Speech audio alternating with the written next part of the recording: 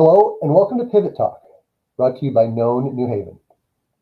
I'm your host, Bob Bishop from Apex Growth Coaching and Consulting, where I help businesses and organizations accelerate the process of scaling while enjoying the ride. Thank you for joining us today, whether you're on today's live broadcast or whether you're watching via replay on Facebook or on YouTube.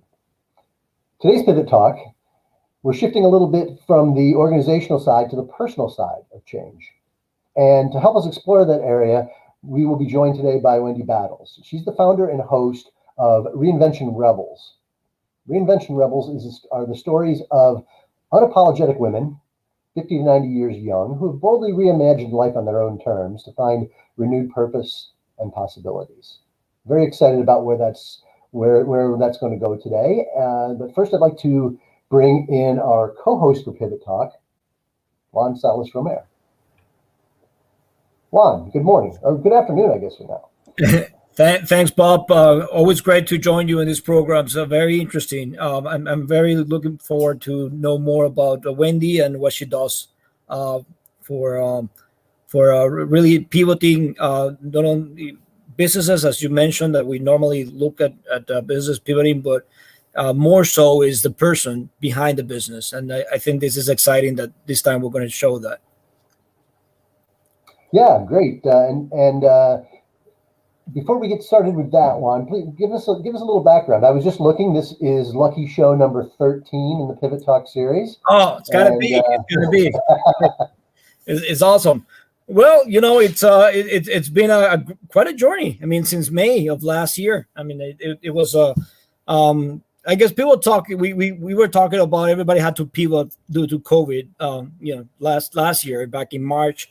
And this came with the idea of really understanding what's happening in the environment with the businesses. Although any businesses have to pivot for other reasons other than COVID, just to catch up with technologies and market trends, you name it. So yeah, we've been doing shows for all kinds of businesses. It's been anywhere from restaurants in New Haven. We had Olmo Kitchen. We had Neville Wisdom, fashion design. We had Karen Patrickine and learning about how architects are dealing with the COVID and how they're doing their work. We had the food bank. All kinds of businesses. And what we like to the reason we're doing this is one is learning different experiences of local entrepreneurs, but also the other one is really connecting with other areas of Known. Known also has a co-working space in downtown New Haven, Orange Street. And as of January of this year, we started our first cohort of Knownpreneurs. And we're going to talk more at the end, but it's all connecting anything from showcasing businesses to educating entrepreneurs to help them launch businesses and all that. So really looking forward to continuing this journey this year. Very exciting about this one. Great, thank you. That's great background, and it has been a great ride. We've gotten to talk to a number of folks who have faced some very significant challenges and had very creative and well thought out ways to respond and thrive in times that have been very challenging. So I think it's a great inspiration to folks as they're looking at the landscape, and certainly there's a lot of uncertainty and probably a lot of challenges that are coming in the future. But being able to see these the different ways of looking at things can be very helpful. And so, as mentioned a few minutes ago, I think I'm really excited that we have Wendy with us today. She really, watching what she's done with the Reinvention Rebel concept has been great, and I think it fits in really well. Right? We've organizations are by definition made up of people, so organizations certainly can have shifts and pivots, but that's going to require changes and pivots with the people involved as well. So I think thinking about things from the personal side is a really important lens for us to use to think about pivoting as well. So with that, I'd like to welcome Wendy on screen and say hello and thanks for joining us. Hi, Bob and Juan. It's great to see you. And thank you so much for inviting me to be on the show today. It's such a pleasure. Well, great, and yeah, we are very excited to have you on and talk about the what you've been doing that is really very aligned with the conversations we've been having for the past 10, 11 months. So give us a little background. So where did Reinvention Rebels come from? How did you get there? I have to tell you that Reinvention Rebels was thought up or was inspired by really doing a lot of being quiet and meditating. And it so happened that back in the fall of 2019, someone had asked me to be on a panel about personal branding at Yale, where I work, my full-time job. And I started doing a lot of preparation for that. And I started listening. I'm a big podcast listener and fan. I started listening to a lot of podcasts about personal branding. And one of the podcasts I listened to, called Package Your Genius, was all about how each of us shines in our own unique way. There's something, Bob, something, Juan, that you both are great at, that where you are like a star, whatever that thing is. And we all have something like that. So as I was thinking about this, I bought her book. I was so inspired. And I started doing some of the exercises, and I started to realize, like, I've always loved working with women. I was a health coach before, so most of my clients were women.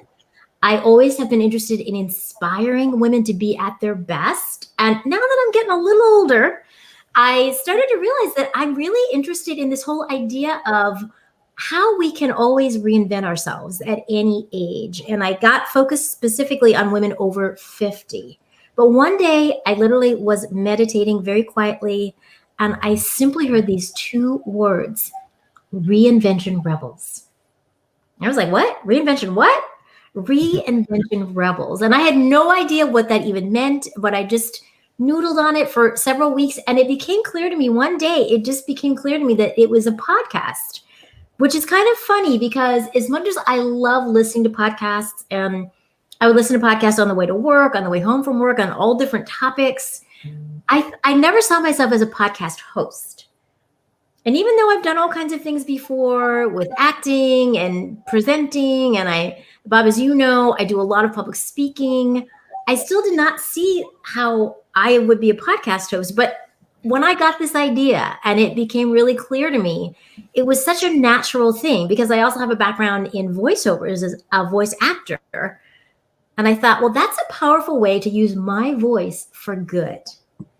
That's a way to take my skills and where I feel like I shine is inspiring people to be their best. So it was a great way to combine these skills as a voice actor with this ability to inspire people and put those two things together.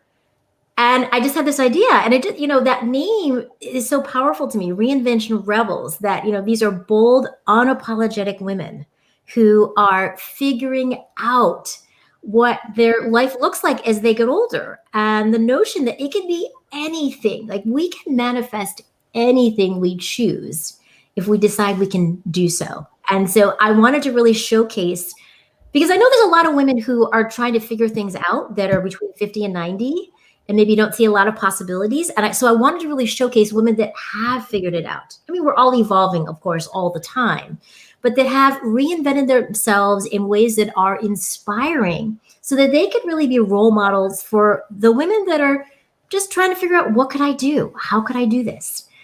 And so that really was the genesis of it. That's really how it started. And just that little nugget of an idea turned into thinking about, well, who do I know that I could get started with? Who could I first interview? So of course I tapped into my friends. I thought, who are the people who I know have reinvented themselves that would have a great story to tell that would be inspiring to other people? So literally, that's how I got started. I enlisted a friend of mine who does the editing for me. I took a course on starting a podcast, and that's how I really got clear about who's my target audience, How am I going to attract them? Where will I find these women between 50 and 90 that are ready to hear this message and are ready to be inspired? So I did a lot of homework. I didn't just say, oh, well, I'm going to start my podcast next week. But I figured out, what equipment do I need? Where will I find these women? How do I host a podcast? All kinds of questions that I figured out that got me started. So it actually took me, from when I got this idea, it took me a year of planning, working on it, getting really clear before I launched my first episode. Wow. That's amazing. So it really clicked on you. So package your genius, huh? Interesting. So could you tell us a little bit about that? What that process is like? I mean, what are the stages of that reinvention? So for the audience to understand, what is the process that you go through? I love that question, Juan. And I like to think of reinvention as 3 stages, what I call the 3 R's: reflect, reimagine, and restart. Reflect, reimagine, and restart.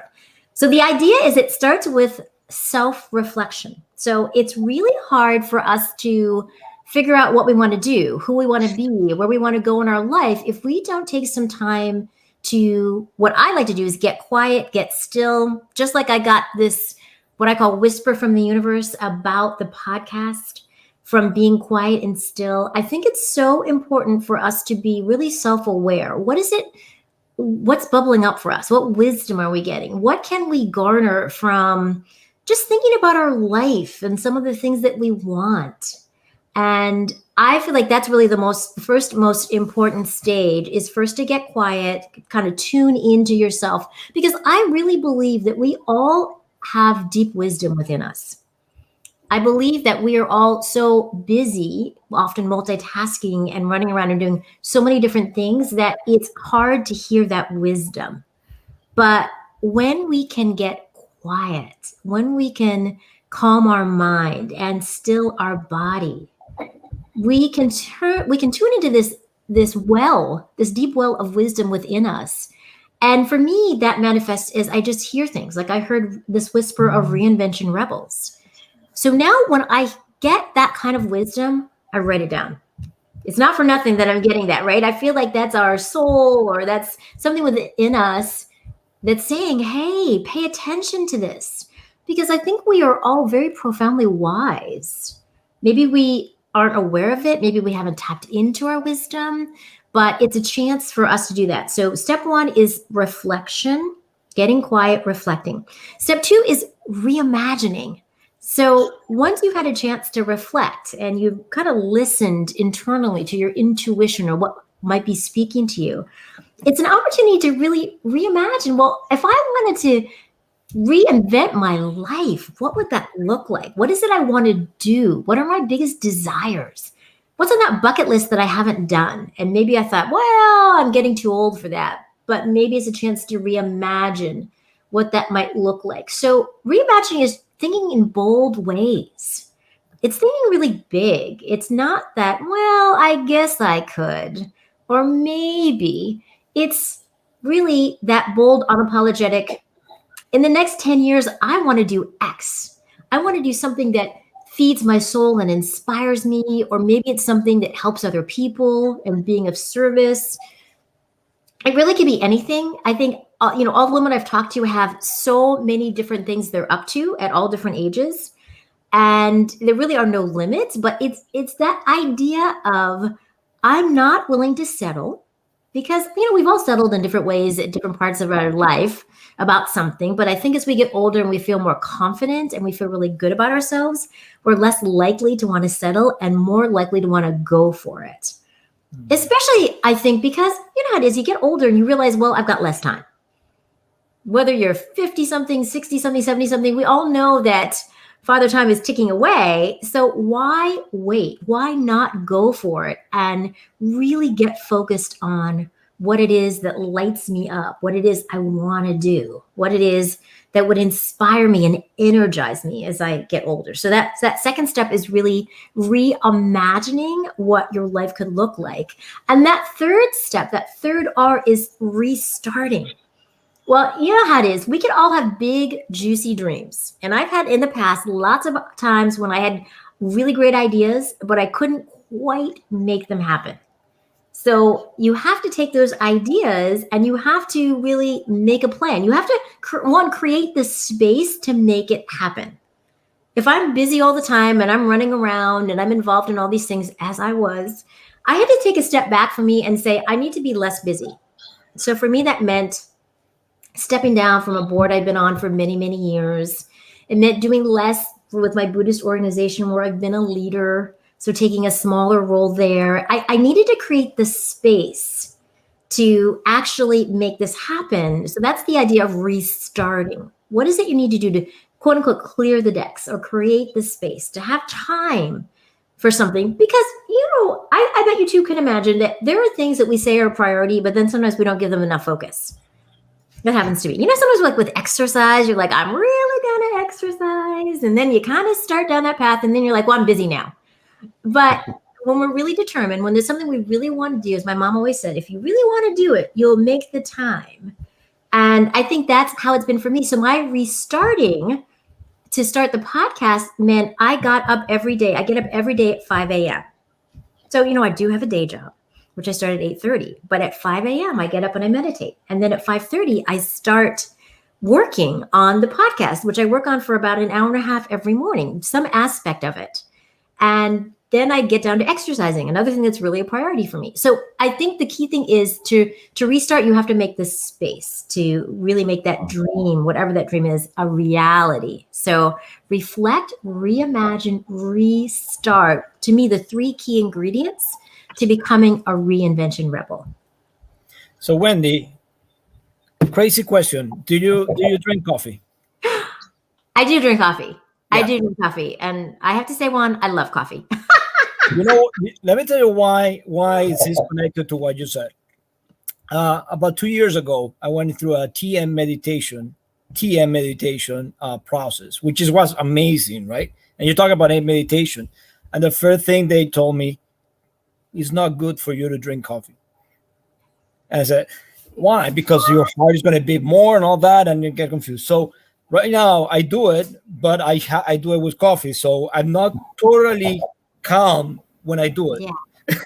So maybe the number one, the reflection is not going to help with me. But now, all kidding aside, this is fantastic, and I completely agree with what you just said about the inner voice.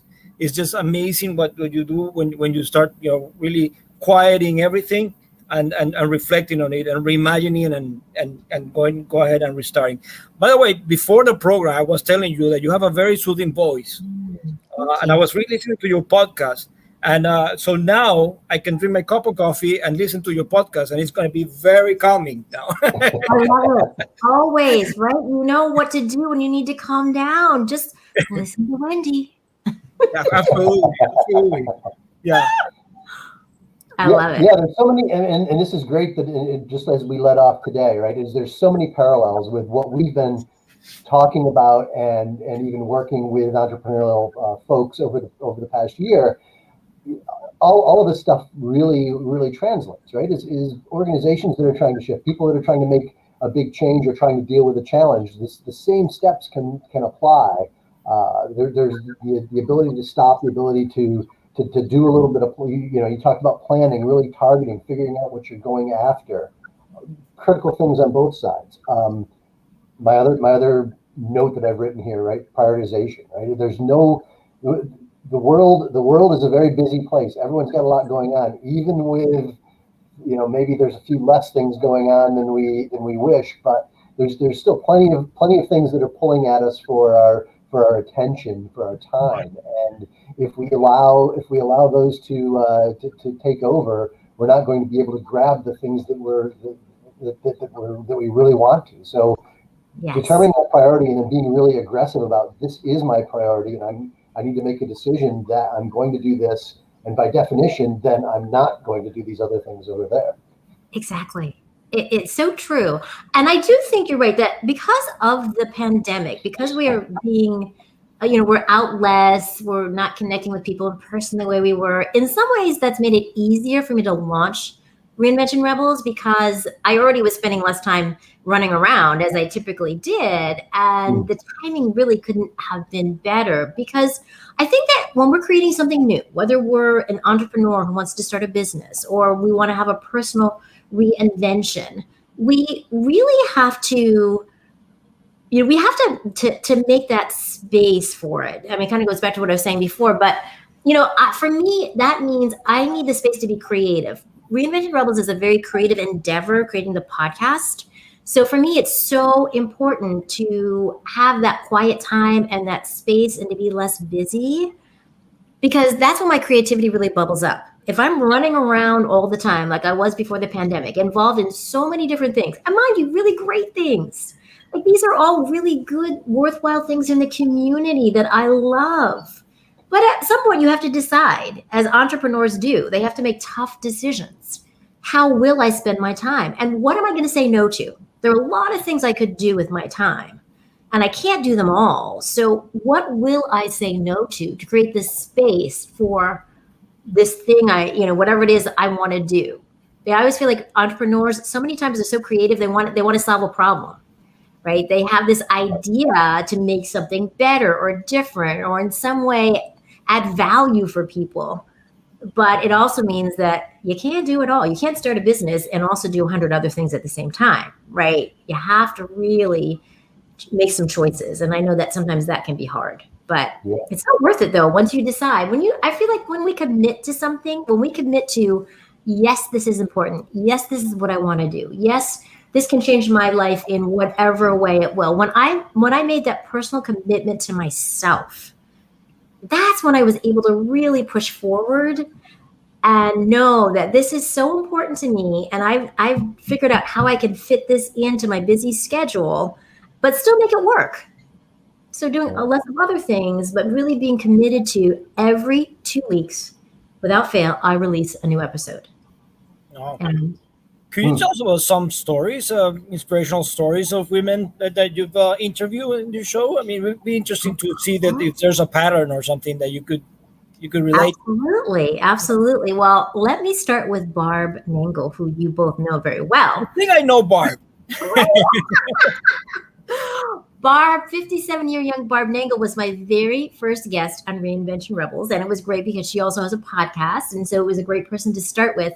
But I was really inspired because, as you know, Barb has reimagined her life. And Barb's episode was really about how self-awareness was a catalyst for her to reimagine a life, really living her life on purpose. And in her case, she really talked about how the 12-step program she's been involved in over many years were the catalyst for her to become more self-aware, and how that self-awareness really translated into all kinds of new possibilities for her. And, as you all know, now she's launching this really awesome business and coaching people. And that really all came from this self-awareness. And so she had her own reimagining, she reflected, she reimagined, and she truly restarted. So she's such a great example of someone at 57.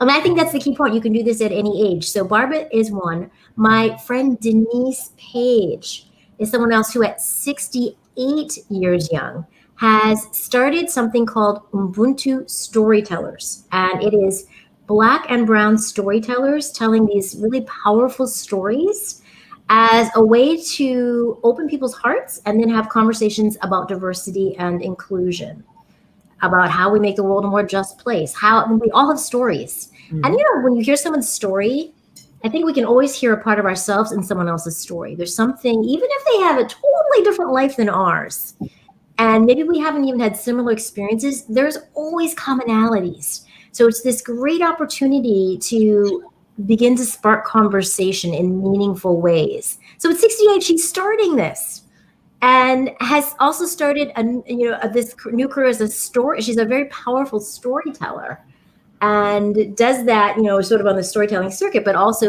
in the form of her business. And I think that's such a great example of, that's at 68. Like what can stop us? There is 57-year-old Babs. Many of you know Babs Rawls-Ivy, who has her show Love Babs Love Talk. It's on every morning at 9 a.m. And she's a New Haven fixture. And there she is, How I Found My Yes, 57 Fierce and Fabulous. So at 57, how she's really leading her best, most empowered life. I mean, she's a very empowered person to begin with, but she's had the chance to really reflect and really think about her life and what she wants it to be as she ages, and has amazing ideas for what she wants to do.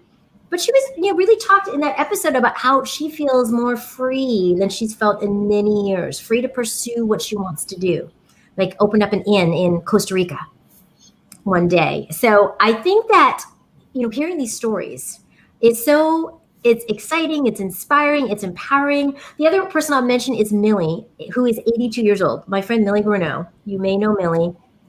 She is a local coach. She's involved with the New Haven Peace Commission. She does all kinds of incredible things at 82. And what is really fabulous about Millie is that Millie had been a nun, and she decided that wasn't her calling. After doing that for many years, she decided that that's not what she was speaking to her heart. And she decided that she had this love of music, and she became a nightclub singer. She went from a nun to a nightclub singer, which is amazing. Like, look at that. I mean, now she didn't do this when she was 82, mind you. She did this when she was much younger, but it speaks to, one, how we all reinvent ourselves, usually many times over in our lifetime. It's not just a one and done, I'm going to do X for the rest of my life, right? So she did other things, but she became a nun, then she became a nightclub singer. She's gone on to reinvent herself again in her 50s when she had a near-death accident, and she then started to think, my life, something about my life isn't right. It's too busy, it's too overwhelming. And she created this book. She wrote this book, Oasis in the Overwhelm. These 4 60-second strategies to create more calm, because that's what she needed in her life. And she's gone on to teach this around the world. Many of us are now Oasis trainers. So this had this very far reach. And even in her 80s, she's reinventing herself, getting really clear about what does she want, the rest of her 80s to be like, going into her 90s. Like, why not? So I think these women are all examples, very inspiring examples of what is possible. What is possible for any of us? That if at 82, Millie can be creating new possibilities, what does that mean for me at 56? That means I can really do anything, right? At 56, there are endless possibilities for what I could do. What can I do with the podcast? How can I grow that? How can I transform that into something even bigger that reaches more people? To inspire them, right? So I think that all of these women remind me, when I have a chance to talk to them, it's an inspiration for me, as well as helping to inspire other people.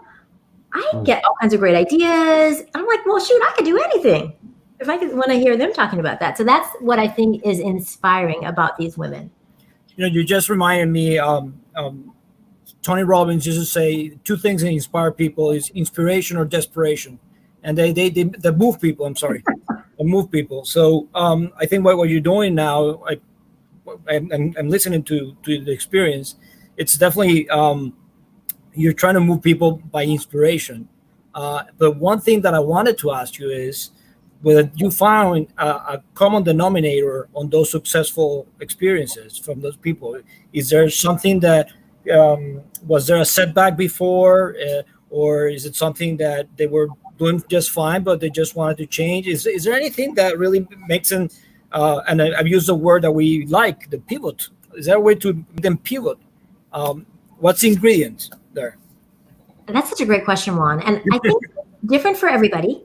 Everyone has had a moment in their life. Like, for example, for Millie, it was when she had this accident that was this near-death experience, when she really had this very profound pivot.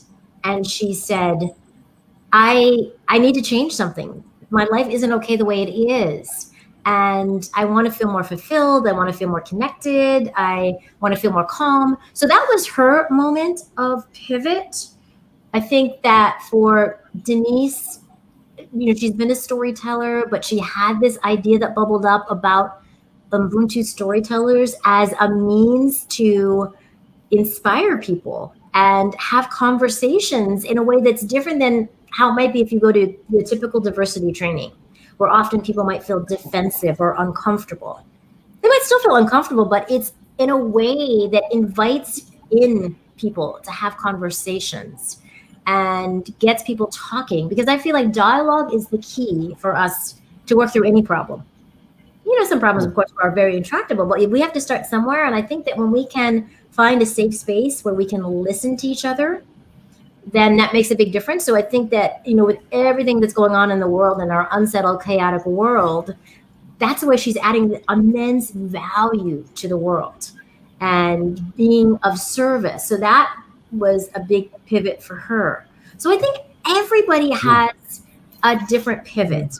For me, certainly, I had just this inkling that I wanted to do something. And it's interesting because I had been a voice actor in the 90s. Then I had stopped for quite some time. I had started up again. I was just beginning to kind of start up again, make a new demo tape. But I didn't feel inspired to just do commercials. It just felt kind of flat to me. I don't want to just use my voice to advertise a bunch of stuff. So I had this feeling, and I didn't know what it was at the beginning, but I had this feeling there was something more for me. There was some way that I could be of service. So I simply asked myself, how can I be of service to other people? What can I do to inspire other people? So that, for me, that was the pivot. It was this need to be able to be of service in some way that could help people have their best possible life or be moving in that direction. And then, of course, as I already talked about, how that all bubbled up for me. But I think just asking ourselves that question, how can I be of service? What can I do to make the world a better place? Even a question as simple as that. No matter who it is or where we are in our lives, how can I be of service to somebody else or to the world or whatever it might be? Because that can really inspire us and get us thinking about what that could be. And then I think we can just listen. We can be led along that path of, and uncover what some of those things are. But I think for me, that's been a great pivot to really find a way to use my voice for good, because I feel like that's what I'm now doing. Instead of just doing commercials, which to me feels kind of empty and you're pounding the pavement trying to find work, I thought, well, how cool is this? That on my own terms, I can use my voice for good to inspire women and help them see what's possible. And just seeing what, people have been saying and, like the reviews on Apple Podcasts and people being so excited just on social media about it, I can see that it's doing just what I'd hope. It's just created this amazing vehicle to inspire people. So I feel like I'm living my mission. And I'll just add that at 56, I feel like I finally figured it out. I know that sometimes we're kind of figuring out like, well, what am I meant to do? Why am I on this earth? Yes, I have a job and I do my job really well and that's great. But I always felt like I had a bigger mission and I didn't know what it was. And I finally feel like, and I think it took me to like 54 to figure out what that was. So it took a while. So I think that it reminds me that it's always possible at any age to quote unquote figure it out, that everything is figure outable, no matter what age we are. And that's been, to me, really tremendous to be able to, and very empowering to feel like, oh, I finally know what I'm meant to do in this life. This is what I'm meant to do. That's great. That's great. And I think that's, it's inspirational to hear those stories, and certainly yours, Wendy, and coming up with the idea. If people are excited about this, it's easy to see that this is there's a lot of energy and there's a lot of very positive things that can come from thinking about your life this way. What other things could folks do? I was thinking like taking personal inventory, right? You gave the example of thinking about how you could give back. What other things could people do to assess whether they are ready to make a change like this, or and if so, what even how to get on those first steps through the process that you shared? I mean, what kind of questions should people ask themselves? That is such an awesome question, Bob. I think that a lot of what I did, and I would encourage people to do, is think about questions sort of self-reflection questions you can ask yourself. For example, what do I love to do? What am I good at? What would other people say I'm good at? What gives me energy? What is it that gets me excited to get up in the morning? What are the things I don't like? I can tell you something I don't like. I don't like math. I don't like anything that has to do with math. I can never be an accountant or an actuary, but I already knew that part. But what are the things that you do love? What are the things you don't love? What did you love doing when you were a kid? I remember, and I thought about some of these questions because when I was a kid, I really, even then, loved using my voice. I was a little on the quiet side when I was a kid. I mean, not anymore, but I remember that I was a big New York Mets fan. So we lived in New Jersey. And I would watch like every game that was on Channel 9. I'd watch it with my dad. And then I'd write up a story because I wanted to be a sportscaster. And I read up a story, and then I'd take my little tape recorder and I'd write the story and I'd record it into like I was announcing it. And it got me thinking, when I started on this path of self-reflection, it got me thinking, I've always loved using my voice. I hadn't really thought about that for years, of course, but I started to think, wow, across my career, but even when I was little, I used my voice. And when I was younger, I didn't like public speaking. I didn't like giving presentations. Now, I can't find a mic I don't like. I'll always happily be talking and sharing things. But it got me really reflecting on clues. These were clues about what I'm really good at and what inspires me. I think later on, as an adult, I certainly have gotten the idea of how can I be of service. When I was 22, I wasn't thinking, how can I be of service to the world? Or how can I help people? I was just being 22 and trying to figure out life. But, I think age and wisdom are really helpful. But I think there's some basic questions that we can begin to ask ourselves. They kind of get to how do I feel and what's important and what do I enjoy doing that are really important to uncover that can help us on our path. Another question I think about is, what makes me feel courageous? What makes me feel like I can do anything? What kind of situations do I feel that way in? Because I often think that for entrepreneurs, especially, which is, I think that the parallel we're talking about with someone that reinvents themselves on a more personal level, I often think that, people are curious. How does someone reinvent themselves? They're curious. They ask themselves these questions, whatever the questions might be. And I feel like it's the same way with entrepreneurs. Entrepreneurs are very curious beings, right? They're curious to solve a problem or figure something out or come up with a solution that can help people. I also think that both individually for reinvention and for entrepreneurs, this idea of courage. It takes courage to say, I want to change my life, or I want to start this business. It takes courage to boldly say, I've got a solution to your problem, and I can't wait to tell you about it, and I want to help you.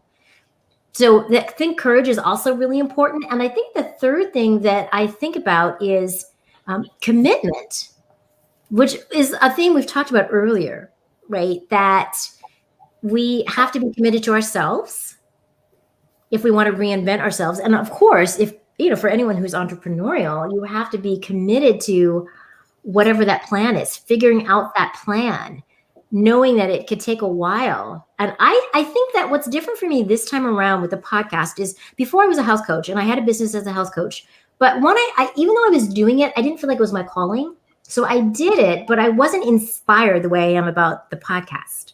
I wasn't all bought in. And that made it hard. So while I was committed on some level, it wasn't that like soul level commitment where I'm like, this is where I'm meant to do what I'm meant to do. And I think that's what's different this time. I also think I have the wisdom of having a business before to know that it takes time. The first time around, and I know it's hard sometimes for entrepreneurs, because when I first did it, I was like, I want to be successful right away. And that's just unrealistic. Unless it just so happens the stars align in a miraculous way that doesn't happen for most people. That's generally not what happens. And it takes time. And Bob, I know you know this, coaching business people all the time about their businesses. It takes time and commitment, right? Or it takes reimagining things or stopping and reflecting and figuring out maybe we need to use a different strategy. So it takes a while sometimes to figure it out. But I think what's different this time is I feel so committed to this. Like, I'm doing this no matter what. And I think that idea of commitment is so key for both individuals and for entrepreneurs. So it's something that you see early in the process. Interesting, you said curiosity, courage, and commitment. One of the things that we've seen in the entrepreneurs process of as you meet people is that spark that you see in entrepreneurs, and that it's not always evident there. I must say, but sometimes you have a product that you're selling, but your primary driver, it's an economic driver, and it's not really what you're really connected with.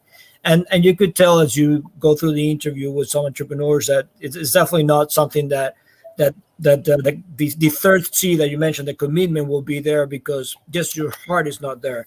So I could definitely relate to what you just said, Wendy. Yeah, it's really true. And I feel like it's like a 180 from when I was an entrepreneur before.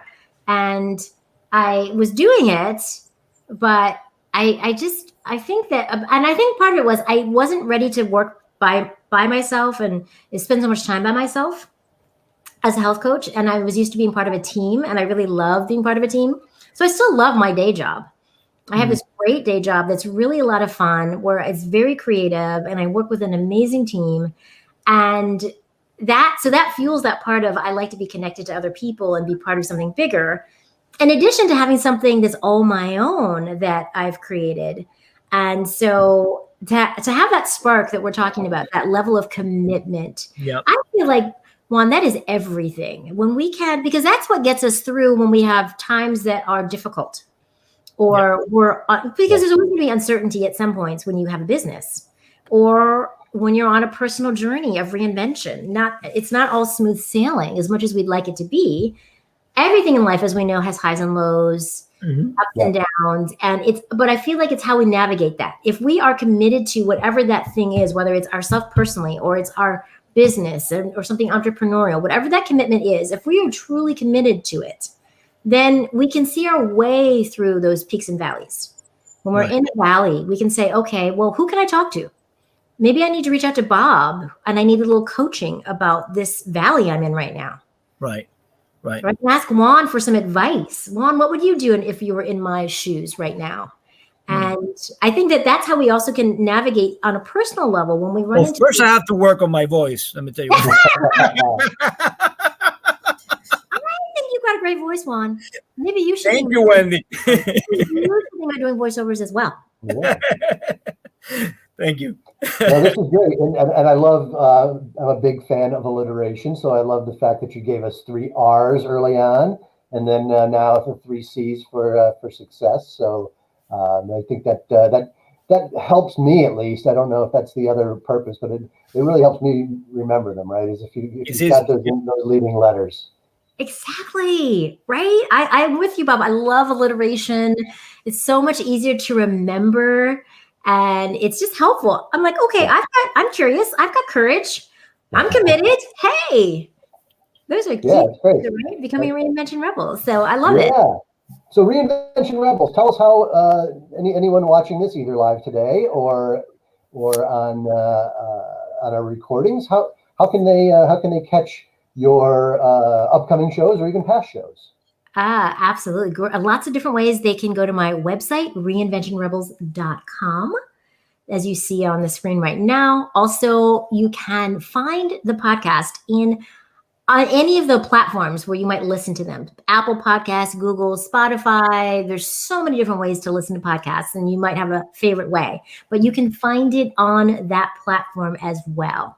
So lots of different ways that you can find episodes. I've just wrapped up season 1.